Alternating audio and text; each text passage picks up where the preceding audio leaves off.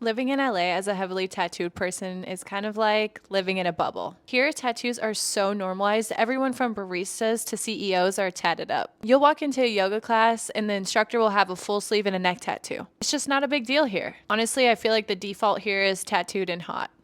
When you see people in LA, it's usually like, oh my gosh, I love your tattoos. Where do you get your work done? It's compliments, curiosity, it's admiration. It's kind of cool to be tattooed here. But the second I leave LA, especially when I travel to some parts of the US, it's like I traveled into a different reality. I'm headed to Texas soon and I already know it's coming. People stare, people ask questions, some people even grab my arm. It makes me feel like a circus animal sometimes. Did it hurt? What did those mean? You know those are permanent, right? And what do you do for work? Kind of insinuating that I don't have a job, but how do you think I'm paying for these? They're not cheap.